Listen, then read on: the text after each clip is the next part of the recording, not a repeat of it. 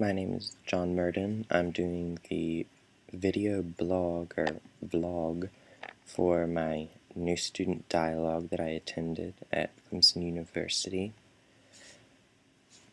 My new student dialogue was about religion and morality and how basically they can coincide, but one can also be a hindrance to another.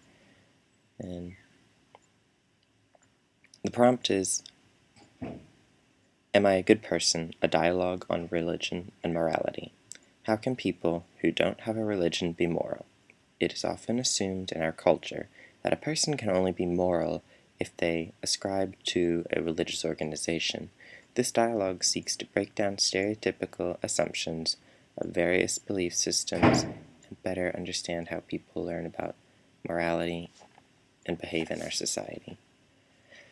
So basically that's what we talked about, and we were working first to learn about what a dialogue is and how we as a group could achieve it.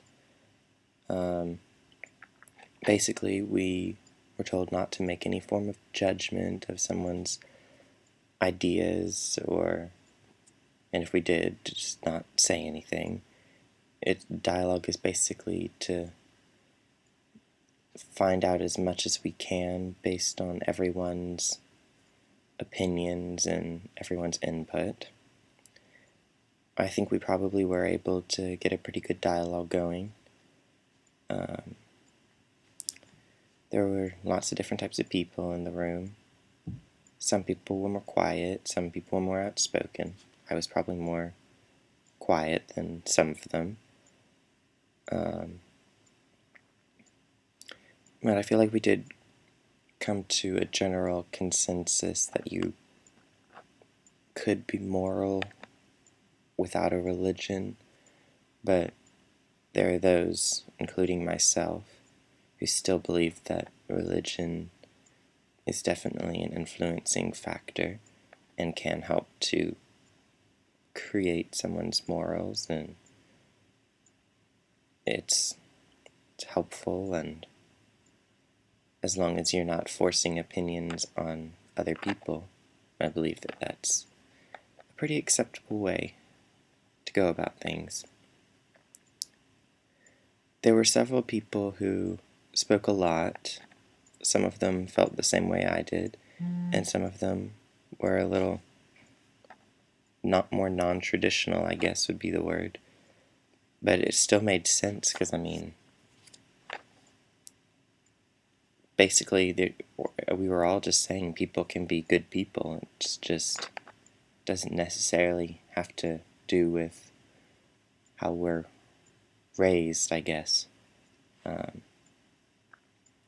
are also some more reserved people. I probably was. I kind of waited a little bit to see, once it started, how it was going. In general, I'm not a very vocal or loud person.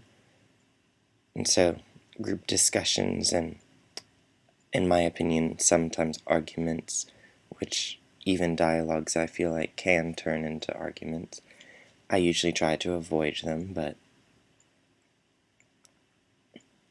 I feel like once it got going, I was able to make a few interesting or well-placed comments that I feel did have some merit towards the discussion.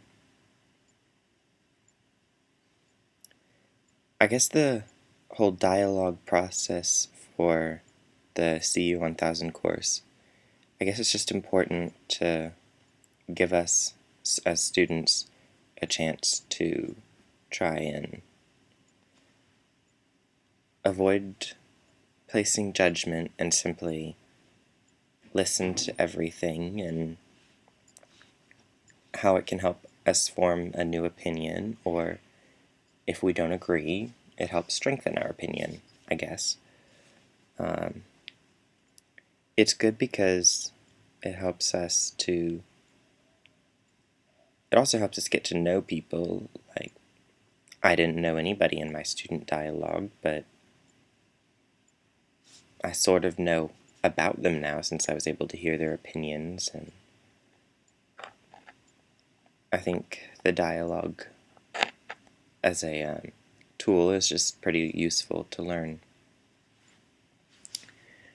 I didn't think the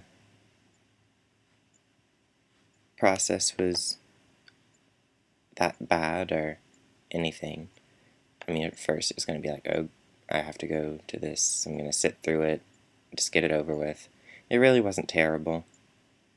It really wasn't bad. I mean, it got kind of interesting, the discussion, or dialogue, I guess. Yeah, I think the leaders, they were very good at leading it. They were able to keep us on focus, but not try and steer us in a particular direction on the subject. I thought it was pretty well done.